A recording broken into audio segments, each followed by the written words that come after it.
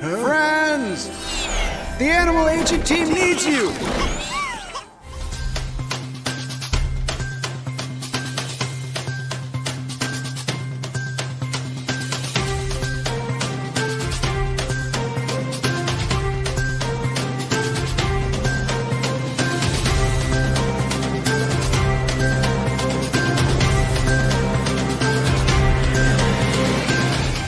Faith Today TV is here to make your brand outstanding. Worry not on where to advertise your business or your product.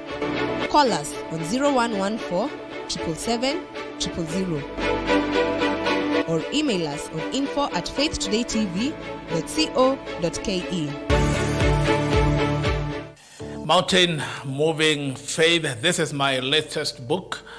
And if you want to learn how you can move mountains, life has many mountains. While this journey, you will encounter mountains and you wonder, how can I move mountains? This is a book to read. And it took me time to research, to pray, and to wait on God and look at the scriptures and what Jesus talked about moving mountains. And this book is quite a story, it's quite an inspiration. It is quite something that will change your life. So order your copy today.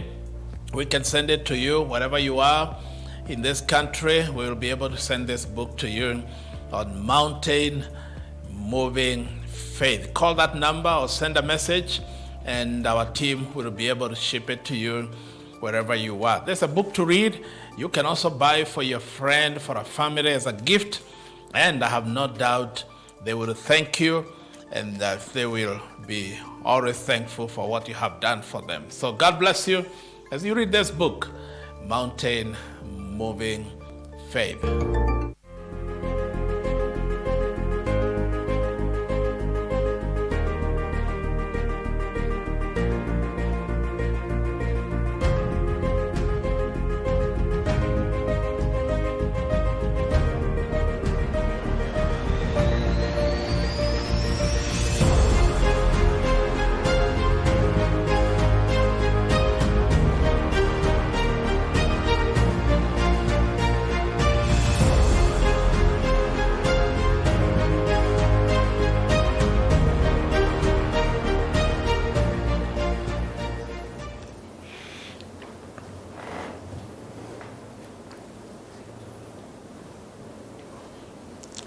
Welcome once again to Kingdom Business Network. This is a program that features on Faith Today television. We are here to give you business tips and strategies to help you grow your business. We really care about your business and how it's faring, and that's why we bring to you experts who are going to give you free consultation, free tips, free advice, free talks on how you can grow your business. Today, we are discussing about personal finance. And we have an expert, Dr. Washington Kahoro, who is going to speak to us. And before he does that, I would like to ask you, if you're watching us on Faith Today television, call a friend and to watch. If you're watching us on Facebook, please like and comment and share. If you're watching us on YouTube, make sure that you subscribe, like, share, and comment. And if you're watching us live, please send your questions, because the second part of this program, we are going to take live questions. We want you to ask the questions to the expert so that you are helped. We are here to make sure that you actually get the help that you need. That's why your questions really matter to us, and we'll take them very seriously and we'll give you feedback live. So welcome today, Dr. Washington Kahoro. And maybe you can introduce yourself to the viewer and tell us also what you do and what is your area of specialization. And you can also tell us what the topic is today. Thank you, Dr. Mungai. It's my great pleasure to be here. My name is, as you've heard, Dr. Washington Kahoro. I am a financial coach in the area of personal financial management and also in the area of leadership. I have been in the corporate space for about 20 years now, having worked with the financial groups within the country. I've worked for Britam, I have worked for Sanlam, I have worked for Old Mutual, and I last worked for CIC Group. In these companies, I have provided services in the area of financial planning and strategy, provided leadership where it comes to pushing products and services within the Kenyan space and abroad. Thank you for having me. I like that you're a coach. What does a coach do? And how does a coach help our viewer? Yes, a coach sets an example and lets the others follow as a lead. A coach walks with the people that they are coaching, and so it's my joy to have to move along with many others, even as I show them the way. You hear, viewer, you have an opportunity to engage with a coach today live, and please start sending those questions. And on my immediate right is my co-host, Enoch. Enoch, you can introduce yourself to the viewers. Well, thank you so much, Dr. Mungai. Thank you so much, Dr. Washington. I think today we must add coach. Really, coach. You know, it's such an exciting moment. Yeah. My name is Enoch from House of Faith. I'm very excited to be on this show today, and of course to absorb from the wealth of wisdom, experience that Dr. Washington has, like he has shared with us. In fact, I believe, for example, when you look at the time we are in right now, it's not been easy financially. When you look at the prices today, they are really scaring. You know, you go to a supermarket today and you buy bread at price X. When you go back after 2 days, it is at price Y, and you're wondering, you know, the pressure builds up. The other day in UG, the traders were on a standstill. They are striked, you know. Principally, they were not even willing to do any business because of the taxes. So it can be so much on you, and you're wondering, how am I going to get out of this? So for the young people, imagine you've just started earning your salary, you are into business here and there, and there are so many expenses, things that are taking your money left, right, center. You really want a coach to help you, guide you through the journey so that you can learn how to master your finances in such a time that we are in right now. And now, coming from a kingdom business mindset, this is a station that you don't want to miss. This is a time you don't want to really be distracted by anything. Just stay tuned, just like I am today. Thank you so much. Enoch, just to remind you, we are being reminded that we are not being taxed enough. Yes. Currently, the country is being taxed at 14% of GDP. Wow. And the plan is to push it to 22%. We understand there are countries which are being taxed up to 40%, sure. But that's not the topic for today. We'll discuss that with the tax experts and see whether Kenyans need to change the way they've been socialized to think about being overtaxed. Might be we'll discuss it one of these fine days. We should. Might really invite Washington to prepare for that. But for today, Dr. Washington is going to answer questions on personal finance. And the first question I want to ask you is, what are the key principles of personal finance management? We're looking into personal financial management. One of the things that is important for us to recognize is that God is the source of all.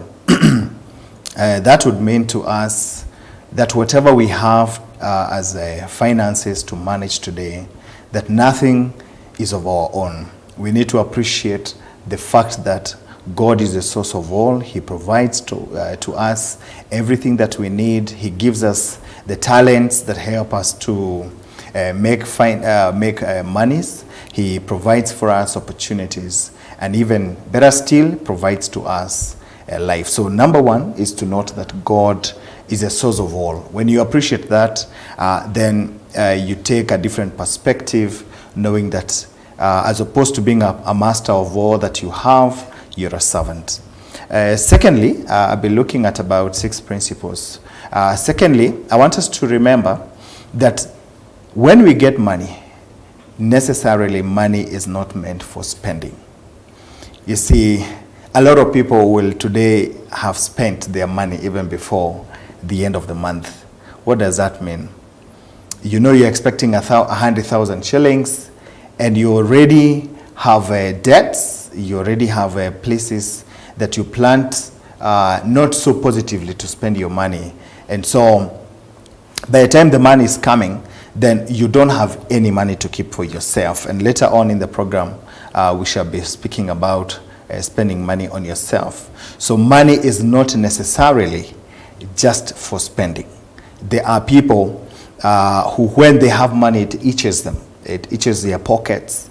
And before they can spend 80% of what they have, then they cannot relax. They don't know what to do next. Are these the impulse buyers? Or These are the impulse buyers, and you'll be surprised some of the people who spend money this way are actually people who are earning a lot of money. People who, we know that people are getting some huge chunks now, even through means of betting and so on and so forth. And by the time the money is being announced on the TV, they have already, without any plan, without any knowledge, spent the money to the last cent. So as much as we are going to spend our money, then we are also saying that money is not necessarily meant for spending. Number 3, we are also not supposed to keep all the money that God gives us. We started by saying that God is the source of all the monies that we have. And so having appreciated that, we're also saying that what is our responsibility as God's children, because we are. So number 1 responsibility is to ensure that the monies that we have are also useful to God, to God's people, and more to God's house. So we have a responsibility then as children of God to ensure that some of the money that we get goes into investments that have to do with the kingdom. That has to mean that we are supposed to be faithful tithers. We are going to be involved in the business of helping those that need our help. Recently we saw floods and lots of them in Kenya. What can you do as a child of God? So that's part of where you can choose to spend your money. And blessed are those that help the needy. Fourthly, we can say that we are also never meant to spend all the money. So that's different from second point. We're never meant to spend all the money. What does that mean? Is that every time that God gives us money, we are supposed to keep some aside. If you remember the story of Joseph in Egypt, when he had the dream, and he was able to, when Pharaoh had a dream and Joseph interpreted the dream, one of the things that Joseph asked Pharaoh to do is to save food in the 7 great years. Now, we all have a great season in our lives. And many times, a great season follows a season that is not as great. And so in the season then that is great, in the season that God has given us abundance, in the season that we have harvested, we are charged then upon to put aside some of the goods, some of the monies that God has given us, so that we don't spend all the money, but then that we have some of the money being saved for the future. If I'll take that example again, you see that just by putting away 20% of all the grains that Joseph advised in Egypt for the first 7 years, that same 20% was able to keep them, and it was more than abundant to even help the other nations when they were in the 7 other years of drought. So very important, do not spend everything that you have today. God has provided today so that it can also help you tomorrow. Point number 5 for me, one very important point is that we are not going to borrow for consumer debt. Very important. Yeah. We have become an impulse generation. We have become people who always have things that we want to buy all the time. We have very nice shops now and very good malls where everything looks so beautiful and everything. But very important to note, do not borrow just seated in that mall so that you can buy that shirt, you can buy that trouser, you can buy that whatever it is. It is important that you can think about the money that you have and what you want to do with it. Last principle today is that it does not necessarily mean that when you have that the more money you get, the better you will be. It is not necessarily true. That the more, the merrier. It is based on the principle of just understanding that you're a servant. And what a servant does is you think, why has God given me this additional 100,000? Why has God given me this additional 10,000 shillings? And we ought to take care of especially greed. And we are a generation that many times is riddled with, I just want this, I want this, I want the other. So we've got to know that however much that we have to really take care of our spending, or however much that we have. We can always save, we can always plan, and it doesn't mean that the more that you have, the happier you will be. Thank you. Is there anything like enough money? Because I come across people who say, I earn 50,000, it's not enough. I earn 10,000, it's not enough. I even come across people earning 500,000 and it's not enough. Is there anything like enough money? Thank you, Dr. Mungai. There will never be enough money. Those who are into tens of thousands, they get into hundreds of thousands and they still get indebted. The others who go into millions and they still get indebted. And you and I have heard of stories of footballers who have earned in billions in the world today, in our lifetime. And today they are as broke can be. So we don't have enough money. It is about planning, it is about apportioning, it is about being a servant for the money that you have. Does it also then imply that irrespective of how much money you earn, you can help somebody to actually grow what he has to make it much more? To improve his position financially. Precisely. When you get money, when God avails that money, it is always good to first ask yourself, why do I have an additional 10,000 shillings? And what is the best that I can do with this 100,000 shillings? As opposed to dashing to spend it. When you sit down and ask difficult questions, because we call them difficult questions in finances, then you will also have difficult answers. And therefore, as you're making a decision in this or the other way, then it will be a properly informed question. So yes, like you asked, we can always be helpful, whether it is a very good question. And number one I need to note here is that money is an emotional component of our lives, very emotional. You will find that money makes people excited. I will not say happy. It makes people excited momentarily. It will make some people angry. It will make some people very cheerful. Some people will have a spirit that's really agonizing within them. This is either based on they have achieved what they wanted, they got what. The reason we say that money is emotional is it is important to learn how to handle money emotions. Yeah, you realize, and maybe you are going to handle it later, that even different personalities handle money differently. Sanguines handle money differently from cholerics, from phlegmatics, and so on and so forth. So money is a part of our personality, and our personality also has a part to play in how we manage our finances. I thought you'll say ladies handle money differently from men. You talked of sanguines. You will be surprised, actually, that it is actually about personality. Okay. And of course, you find that more ladies are sanguines than men are. And so we'll be looking deeper at how different personalities perceive money, but it is important to handle the emotions that come with money. Okay. So that we settle down the emotions first and then get to plan. And maybe an advice just on top of the table here is that put the money away first. Yes, you have earned 1 million shillings, you have earned 100,000 shillings. First, put it away. As you put it away, you sober up. But as far as you can see the money here, as far as the money is on top of the table, or you can see it on your M-Pesa account and so on and so forth, you sometimes can be bound to make an emotional decision. The second mistake that we don't realize about personal financial management is that money loves motion. money loves to move. We said a little earlier that a number of people are itchy, quite itchy when they have money in their pockets.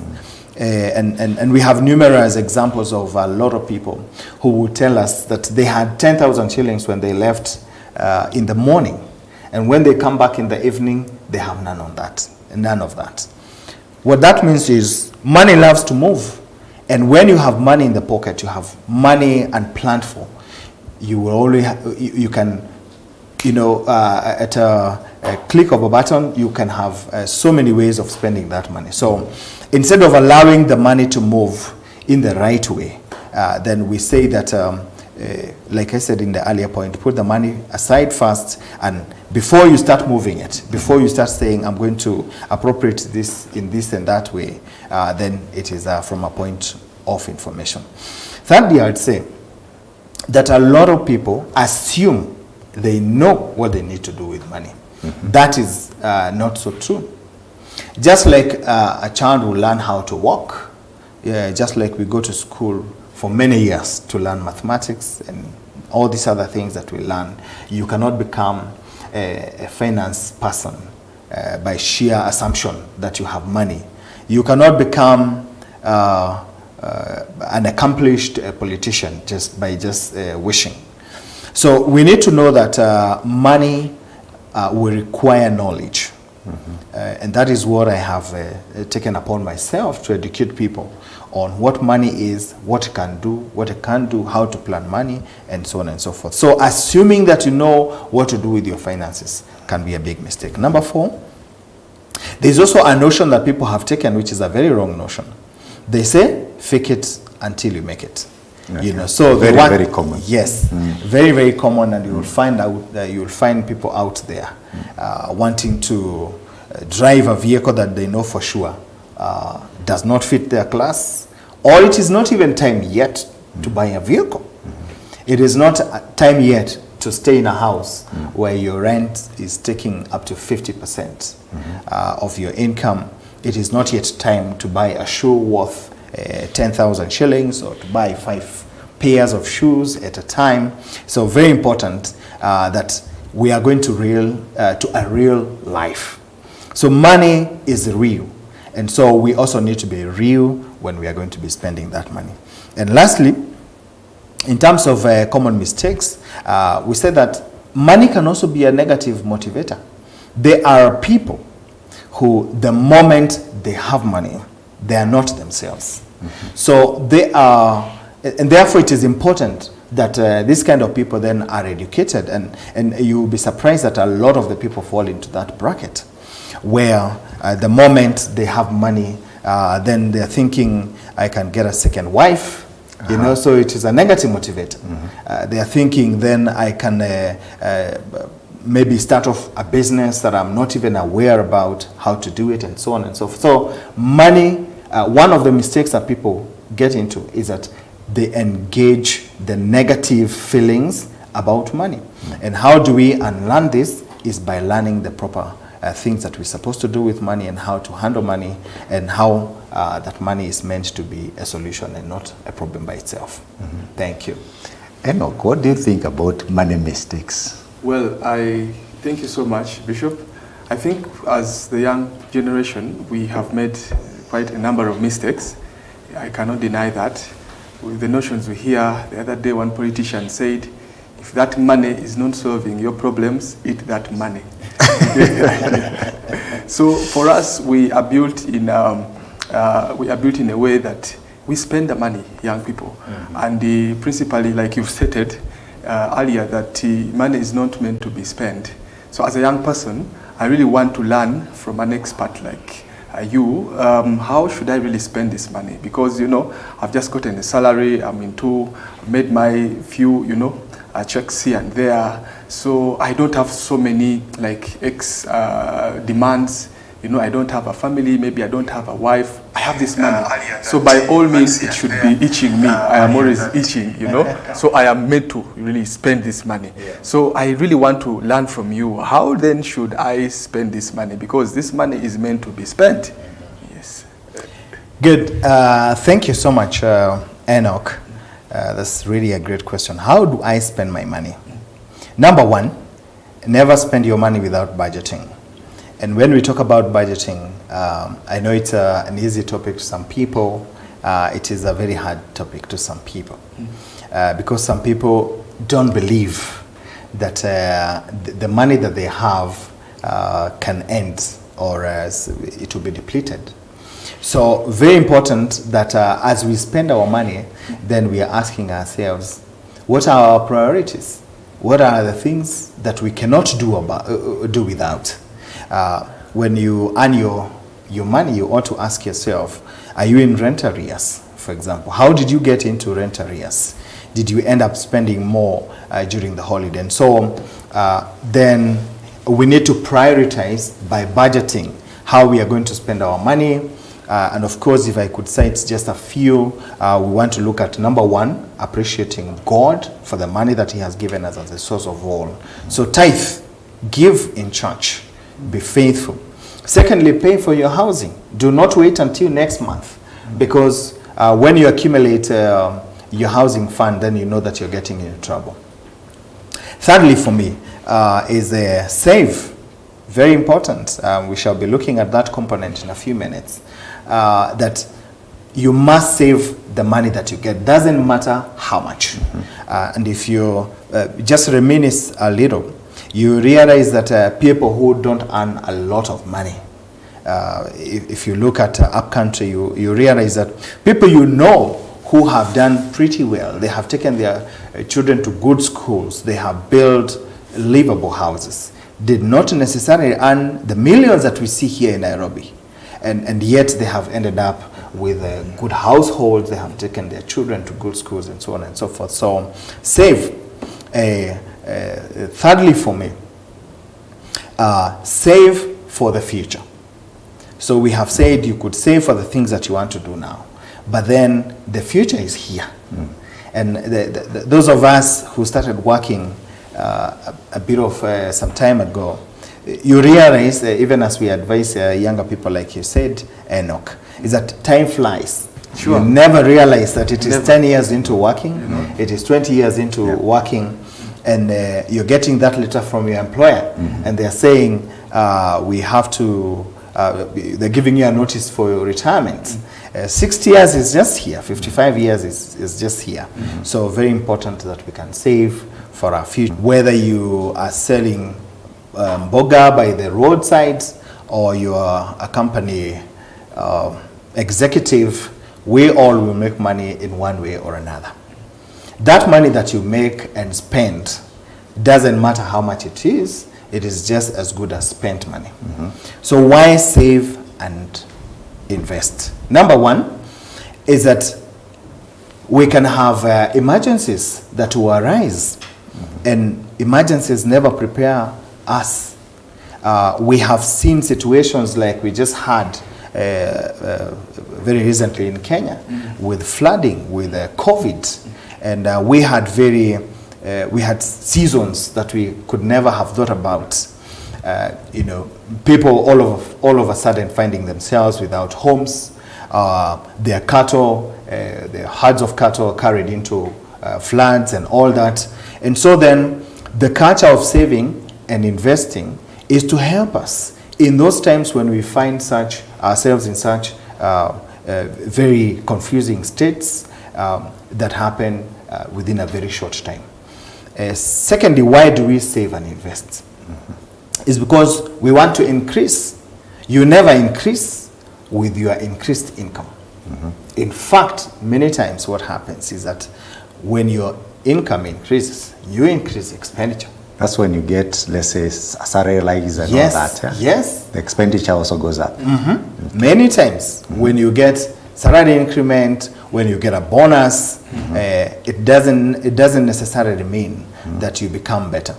And so the culture of saving and investing is to therefore help us so that the money that we make today can be helpful to us tomorrow, because we are living in an unpredictable time. Fourthly, for me, I'd say that we are living in unprecedented economic downturns. and you realize that we have economic pressures like inflation rising every day. We have dollar rates that are not very predictable. We have another foreign currencies that are not very predictable, and we have all these macroeconomic environments that we cannot really tell what it will be tomorrow. And so the only thing that you're sure about is that 10,000, that 20,000, that 100,000, that 1,000,000 shillings that you will be able to save on a very regular basis, and sometimes in an irregular basis, if that is what your income is. Now, tell me something about the psychology of you get a salary rise and you end up you consuming or using every extra money that you get. Is it, I mean, where does that psychology arise from? Why do people behave like that? Because a lot of people will always say, if I get more, I'll be able to invest or to do this. But when the money comes, they end up doing funny things. Thank you so much. That's a really great question. No, in the beginning we talked about the emotional quotient, where it has to do with money. So we say we have to be emotionally stable. And how do we measure emotional stability? We look at the emotional quotient, and it's a big topic altogether, but then we can try and delve just into this. So as human beings, we are emotional, and we will not be blamed by being emotional, because that is how God has created us. And that is why we are also exposed to knowledge. So we said, if you just go by emotion, if today I just woke up and I want to go by, I got 100,000. So what do I want to do? Prioritize. Prioritize. I will not get excited to get onto a plane to Zanzibar for holiday, while I know that I haven't paid my children's school fees. So that is the excitement, the emotional bit about us, that we have to learn how to tame and to tone down, so that we can sit, think, and make proper decisions. Wonderful. Thank you very much, viewer, for this listening to us. This has been very, very engaging first part of this discussion on personal.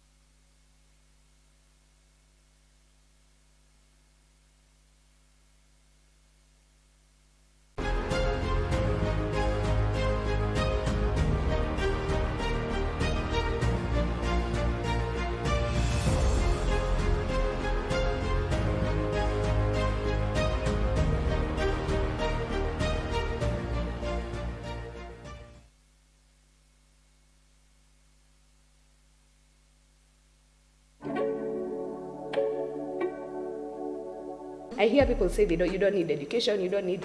Let me tell you, Minor, you need education. Minor, you need education. But you see, with that perception or that kind of thinking, the youths have nowadays, that education, it's not a must. They are forging certificates all over. The junk we eat, unajua unafurahia, maybe you're out there with friends, always eating junk.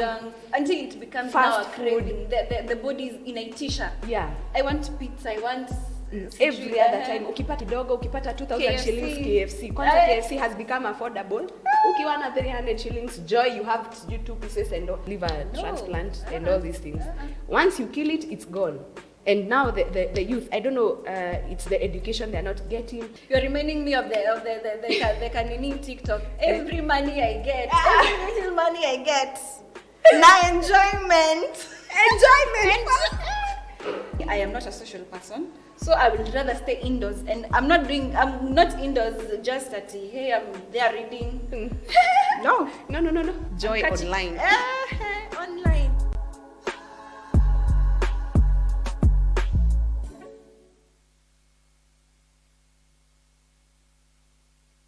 Children, a sanctuary that for the past 22 years has offered a brighter tomorrow. Like a sturdy tree, Happy Life Mission branches out, touching the lives of thousands and extending its impact far and beyond. Our threefold mission, rescue, health, and education, reaches out to those society has deemed unworthy, offering them not just shelter, but dignity and hope. Through our rescue pillar, we have rescued 979 abandoned children from across the country. Among them, 460 have found loving homes through adoption, and 264 have been joyously reunited with family. Presently, 166 children find refuge with us, 57 infants and toddlers in Roysambu, and 115 at our Juja campus. This year, we have been immensely blessed by the support of volunteer groups. Their presence not only brings joy to our children, but also lends invaluable assistance across our various initiatives. As Ellen Nodrigen wisely said, education is one thing no one can take away from you. As Happy Life Mission, education is paramount. We provide holistic Christian education from elementary to tertiary levels, nurturing our children to become impactful individuals who shine for Christ. Believing that financial constraints should not hinder a child's dreams, we launched the Education Fund, ensuring that no child is deprived of education due to lack of means. This year, we started vocational training for the young adults who completed KCSE last year, and we're excited to continue the journey with these young stars. Our health pillar extends care beyond our walls, positively impacting communities around our branches. Quality healthcare accessible to all is our commitment to providing solutions to healthcare needs for both young and old. Over the years, Happy Life Mission has transformed countless lives thanks to the unwavering support of our friends and partners. Your support has made our work easier, and we are profoundly grateful. Indeed, many, Lord my God, are the wonders you have done, the things you have planned for us. Psalms 40 verse 5. This is the Happy Life Mission.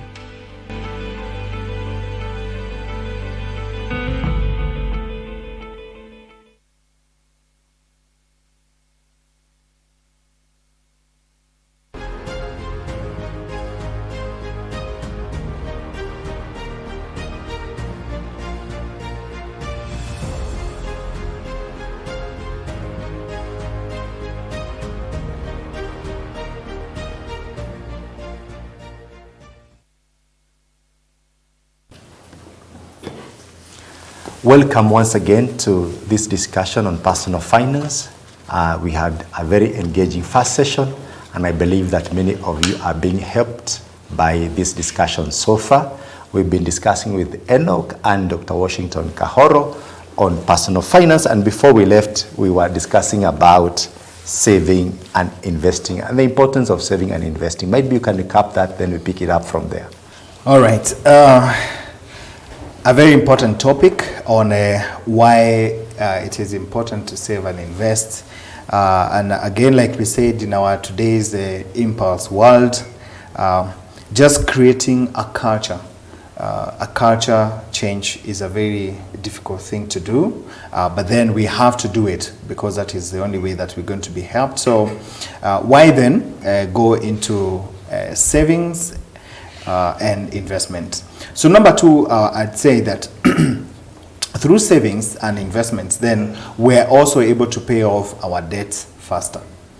You realize that with the high interest rates with which we're able to acquire finances, be it housing, be it personal loans, and so on and so forth, the longer you take to pay off your loan, then the more that you end up paying in interest. So when we enhance the culture of savings and investment, what does that mean? It means that, let's say if besides paying off my house at a particular rate, if I can save and invest and say in 5 years from now or in 2 years from now, I can pay off, say, an additional 10% of my debt, then I will have most likely taken care of a good chunk of the interest that I'm supposed to. And that interest then can go into a different sort of an investment, or I can enhance my saving. Thirdly, when we looking at saving and investment, we're also saying it is important for you as a family to have a break within the year. Whether it is one time or 2 times in a year, or whatever number of times that you plan to, it is important that you plan through saving and investment, then to enhance your family life by planning for vacation. And you know, when we talk about vacation here, we are not saying that you go back to your rural areas. We are saying that you can plan and travel around the country, visit other countries, and that can happen essentially when you plan. And you'll be surprised. There are some circles now, there are some other saving organizations that are giving people plans on how you can plan for your vacation and how you can really do that well. It is also important when you're saving, you think about children's education. A number of parents don't realize just how expensive tertiary education can be. High school and tertiary education can be. And so I always encourage parents, put aside some chunk of your money towards your child's education, whether it will be by taking out an education policy or creating an education fund through the bank and so many other avenues that we have. I'd also talk about pension savings. Pension savings as a very important aspect. We just talked earlier about how quickly time flies. We actually say that time waits for no king. And so old age again waits for no king. It doesn't matter whether you're doing business, it doesn't matter whether you're employed. But here I want to specifically employ people who are not employed in organizations that are providing for their pensions. It is important that today you take control of your pension saving. And we have in the market today what they call the independent pension plans, IPPs, where people who are today in business or are employed in such places where you're not able to have a pension plan through the company, that you can take out that plan and be able to save for yourself. Lastly, I would say the reason why we save and investment invest is for financial stability. Tomorrow, you will realize your outcome. When we're talking about financial stability, then it is as a result of the finances that we have saved and have invested, and that will create real joy. Yeah, we avoided to talk about joy in just spending the money that we get haphazardly. But when you plan it and say, now I have available 2 million shillings to spend over the next 1 year, then certainly that is what we are talking about, the financial stability. For the viewer, please, I'm waiting for your questions. Please send your questions. We'll take your questions shortly. Please remember to send them now. Dr. Kahoro, yes. Sorry. I have a question here on the time, the percentage of savings. People talk about 20%. Yeah? Yeah. Where does this 20% saving come from? Thank you, Dr. Mungai, once again. I think there wouldn't be particularly a number that we would be looking at. But then you're very safe. And 20 is a very ideal number. I actually advocate for between 10 and 20%.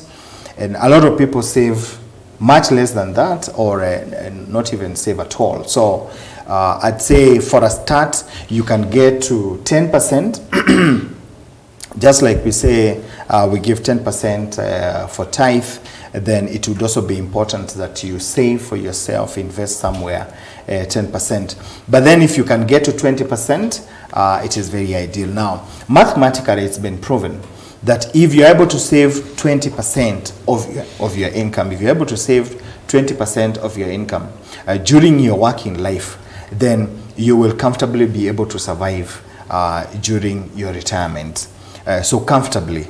But we are saying that if you can save less, then, or if you can start somewhere, it is okay and build with time. Enoch, what is your take on savings and investments? Well, thank you so much, Bishop. And of course, I like the way Dr. Washington is now really giving us now the basics, because I understand as a young man, I really want to know how much to save. Because you said principally all the money you get, it's not meant to be spent. You know, and the idea here is you have to save. So when you factor in a percentage, I think I agree with you, because now a young man wants an understanding of now what to do, because very many questions are running out now. They are wondering, what now should I do? I'm earning 50,000, but at the end of the month, I literally have zero, you know. I am ending up now trying to look for loans, debts, you know, and they accrue with time. So when you give me a percentage, I think I agree with you. There is something to begin with. Maybe what you need to also enlighten me more on, you talked of various ways of, saving. Because is that 20% enough? You talked about the pension, you talked about the housing fund. How do you really apportion all that so that you can meet, at the end of the day, you are able to save something significant that can really bail you out in time of trouble or something like that. So how do you really portion all that? All right, thank you, Enoch. That's a great question. Normally, I talk about a ratio that you can use. It's an ideal ratio. If you can get there, then it will be very good. I talk about 50, 30, 20. In 50, 30, 20, then we're saying 50% of your income is going to go into your current expenditure.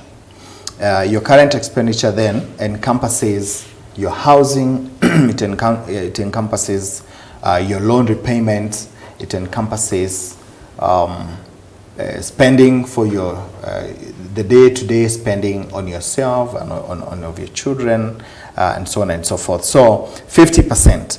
So more or less what you have to do every day then goes to a maximum of 50%.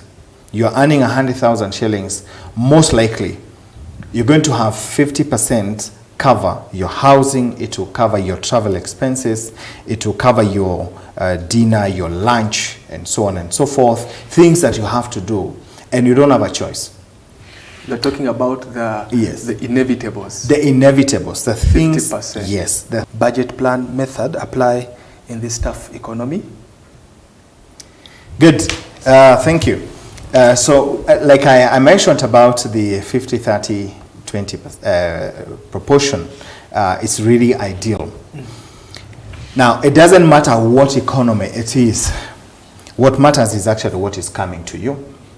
Because one of the things I have come down to 100,000 shillings. I still want to keep the 50, 30, 20% or ratio still intact. It doesn't matter the amount. When that amount adjusts again to 300,000 shillings, then I can go back to my previous spending. But then here we are saying that if you continue spending too much, for example, on rent, if you continue spending too much on fuel and for monies that you do not have, then that is how you end up getting into bad debt. Because when you maintain a house of 50,000 shillings and your total income in a month is 100,000 shillings, so the other areas of your life are going to be unmanageable. And when they become unmanageable, then we quickly run to whether it is quick debts through Shylocks and so on and so forth, and that compounds our issue. So again, if I can go to the ratio that I have talked about, so the 50% goes to the recurrent expenditure. The 30%, goes to the issues of savings, like we have said, and I can categorize the savings into short-term. We can go to middle term and then long term savings. So in the short term savings, then we are saying, what do I want to achieve in the next 6 months, in the next 1 year? So any short term will go below 1 year. So there are those who know that they have to pay for their children's school fees. Then that has to come within. It is not your regular expenses on a day-to-day basis, but it's a need that you have to meet. So within that 30%, then you're taking care of your children's school fees. You're taking care of you're helping your parents For example, they need medicine, and you know that you have to spend 3,000 shillings on them on a monthly basis or whatever frequency. So all that you're going to require within a short period of time, then we are saying it's within this 30%. Now, when we are going to the 20%, then we are going to the long-term investments. So, and we say this is an ideal case, and I'd really appreciate those who can even start at 10 and build it to 20 eventually. But then we are saying if you can build your savings and investment culture to get to 20% of your income, then you're doing very well.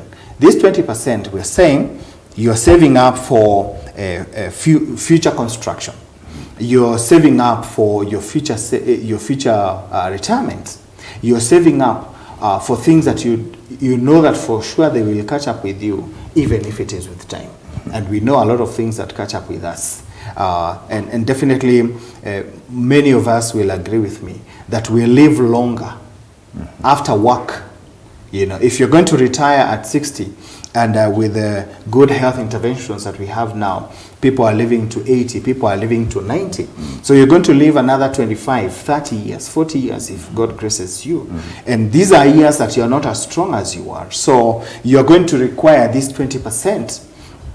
And actually, if you look at the Western countries, you realize that to some extent they have even perfected to move it to a little higher than 20, because they know that is a time that they'll have freer time to travel and so on and so forth. So you require adequate money or adequate resources that can help you within your older years. These are very good answers to the question on budgeting.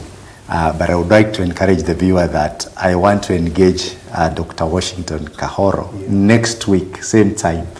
And our key topic next week will be budgeting. But before we do that, we have a viewer known as Donald. Donald, we don't want to assume your question. Thank you for engaging with us. And Donald is asking, please ask Doctor, how can I create a realistic and effective personal budget to manage my income and expenses? Might be just in a small way, and then we'll get into depth on budgeting next week.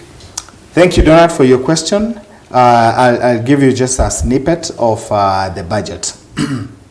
So in the budget here, we're saying, number one, you create the budget before the income comes. Very important. So you create the budget before the income comes. A lot of us get into the temptation of creating the budget after the money is already in the bank. When the money is already in the bank, we're already thinking what to do with it. But if you can create the budget before, then it will be very helpful. Number two, as an aspect of the budget, number one, you must be realistic. You must be realistic. There are people who even budget for monies that they hope for. It is not prudent to budget for money that you hope for. You budget for money that you know you will get. So in the fortunate incident, then that you get more money, you're luckier. But we say, so be as realistic as possible. I'd also say that be very specific. Yeah, be very specific. So we are not going into the details of the budgeting today. We shall do that, as Dr. Mungai says, next week.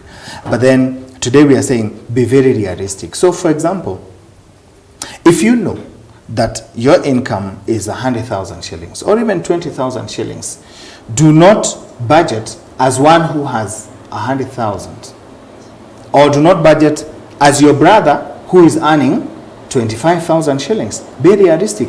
Know that yes, you have prayed, you have asked, and you know that futuristic, God will make a way for you and you'll be able to have a higher income. But for now, budget realistically. Budget for what you have, what you can get, and what you know for sure you can manage within that period. You actually mentioned 20,000, and yes, there's a viewer there asking about how he can find 20,000 in this economy. Yes. Pack that for next week. We'll answer in details on how to do that. We have Jane from Kabati Keno. Jane is saying, are there insurance products or risk management strategies that I should have in place to safeguard my financial future? Thank you, Jane. Very intelligent question, I must say. There are insurance products that one can actually get. Insurance companies across will provide education policies for children, or for planning for children's education. Insurance companies will provide, like I said, individual pension plans that can help you plan for your future.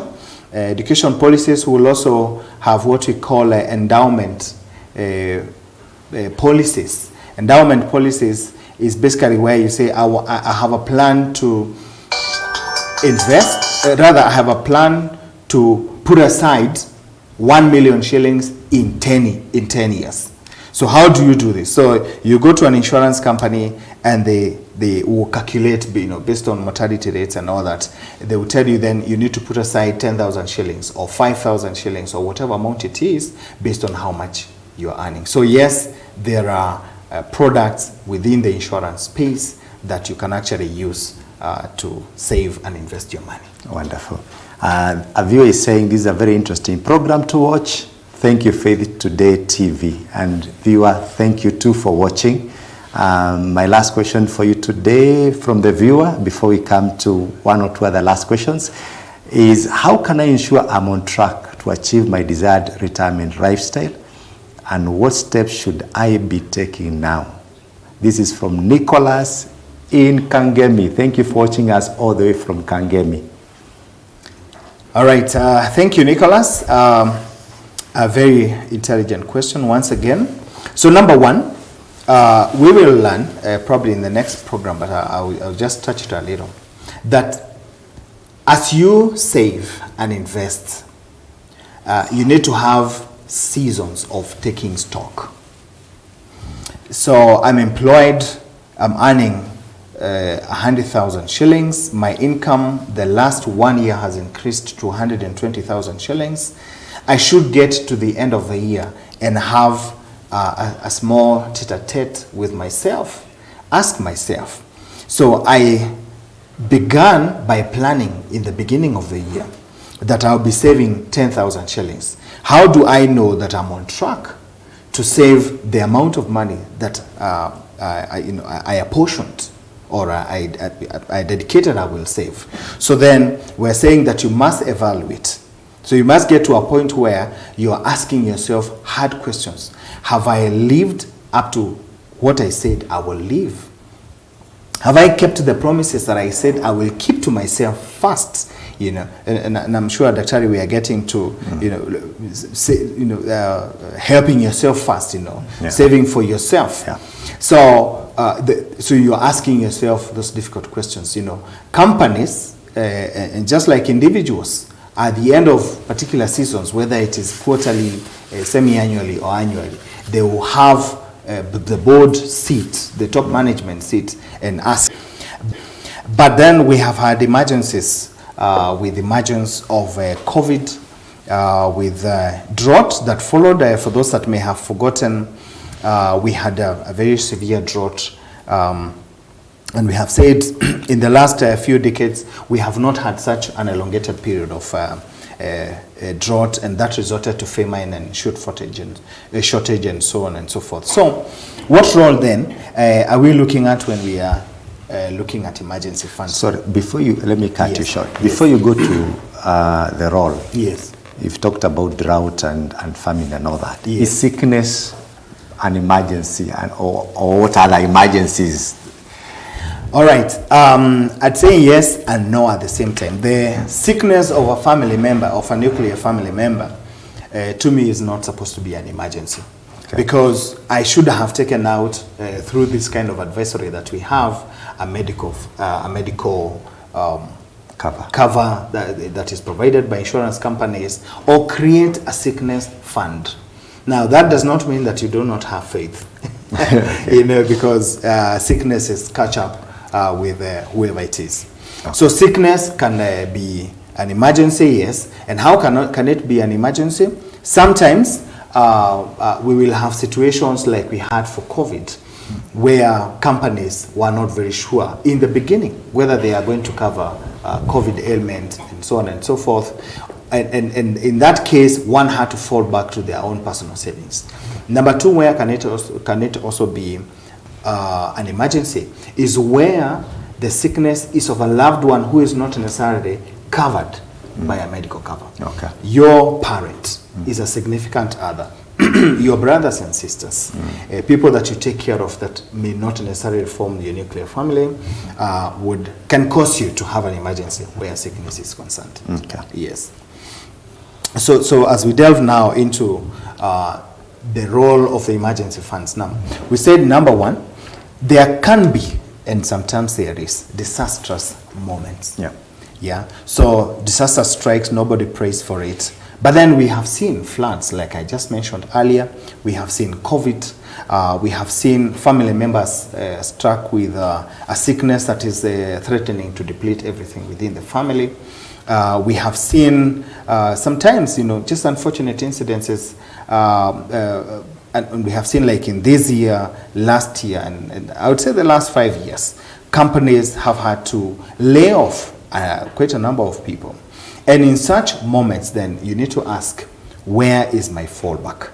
Your fallback will always be in your emergency fund that you have created in the time that you have had sufficient funds, or so to say. So disastrous moments. Then I also have categorized it in a little different way. I've talked about critical moments. Yeah, critical moments. Sometimes there have to be changes that you have to make. For example, you have to move from one area to another. And I have heard of situations or people who have, for example, have to move from Nairobi to go to up country. So they have to have an emergency fund that you created probably at the time that you are working. Say you have to put up a shelter. Yeah, it is up country, yes. Life is gotten expensive here in Nairobi. Maybe you have lost a job. And this is a critical moment. You have to move because you cannot afford to pay house rent, or you don't want to get into house rent arrears here in Nairobi. So critical moments like that. We also have critical moments of loss of life. Yeah, sometimes those who bring bread on the table, we lose them in the families in unfortunate incidences. So if there has not been any contingency measures to put up an emergency fund, then we might end up really going down financially. So an important aspect. We have also seen sometimes there will be breakdowns. For those that are hit by the floods, again, we saw vehicles washed by waters. We saw businesses moved from areas that they have always been. So such are critical moments, such are difficult times when we have to dig deep into our pockets, probably reestablish ourselves somewhere else, put up new businesses, and so on and so forth. And that can really be uneasy for us if we do not have an emergency fund. That's quite interesting. I want to ask you one last question, and this is about the concept of paying yourself first. Yeah. I know a lot of people in business will always tell you or be told you need to pay yourself first. What does it mean, and why is it important? How do you do it? Thank you, Daktari. Paying yourself first, I'd say, is self-love. Okay. And the issue of self-love is one that we are appreciating now. And a lot of people, like I said in the beginning, earning whichever amount of money, they end up waiting for the next paycheck. So you're earning 1 million shillings, but you're waiting for the next paycheck. You're earning 10,000 shillings, but you're waiting for the next paycheck. That's really a painful point to be at. Paying yourself is to appreciate the fact that you have to set aside something. It is necessary. This is for people in business. This is for people in business. Okay. Set aside something. I've had friends that I have talked to who are doing very well. They were making monies in millions. But today, the millions are not there. And one of the things I'll be telling the people I interacted with, my friends, the people I consult for, is, yes, we have made 100,000 shillings. Do not put all of it back into the business again. Put aside something for yourself. The 10 to 20% that we have talked about. Because in essence, there will never be enough money. anywhere, any day. Those who are earning in tens of thousands, they'll be getting to hundreds of thousands, and they'll be getting to millions. And you realize the more you make, the more complicated it becomes to manage the funds. In fact, if we go back to the kingdom principles, those who earn less find it easier tithing. Those who earn more will ask hard questions before they tithe. How do I just bring in 1 million shillings to a church? Does this church require this? So now I'm really excited because now at least I know how to deal with the money when it comes. See, you've talked about emergencies. I learn from the scriptures. I think Solomon got in time to study the ants. He Yes. tells us that look at these things, consider them. When it is it is summer, they lay up food for themselves. They store. Actually, some scriptures use the word, and I believe this is the way to go. Thank you so much. Thank you very much, Enoch. Do you have any parting shots? Oh yes, I do As have. you close, wind up. Surely, I want to thank you so much for the opportunity, Doc. You've really blessed us today. I must say, as the young people, we are really excited. And on behalf of our viewers, those who are following us, we want really to appreciate you. You've been with us all this long. We are making 1 year in July. On the 5th, we are going to be celebrating our first year anniversary. I want to really appreciate all those who have been following us consistently, sending your questions and getting this value. It is a palm-pleasing pleasure. I also want to appreciate my dad, Pastor Paul Serunjoji. He watches these sessions every single time, all the way from Uganda. You know, so we have very many people from Uganda who follow these sessions. I know there are people who are following from other parts of the world. Yeah, the vision is transforming Africa, not just Kenya. So I want to really appreciate all those who are following us, and also to remind you, because you could be consuming this content and you've forgotten the most important thing, to really subscribe. You know, click that button so that you are always notified when this good stuff is coming. Thank you so much, and God bless you. Thank you very much, Enoch. Yes. Let's turn to Dr. Washington Kahoro. Your parting shot as we wind up. Thank you so much. It's been a pleasure being here. So my parting shot would be, there will never be enough money to save. Start where you are. Start where you are and start today. Thank you. Dear viewer, this has been a very engaging discussion on personal finance, and we've just scratched the basics. We are still going to have Dr. Washington Kahoro next week, so you can keep sending your questions. We'll handle the area of budgeting. We're going to handle the area of retirement.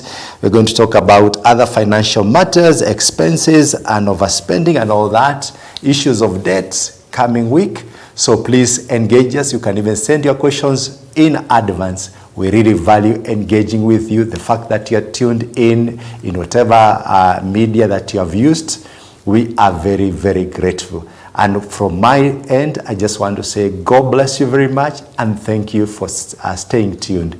God bless you very much. Have a prosperous business.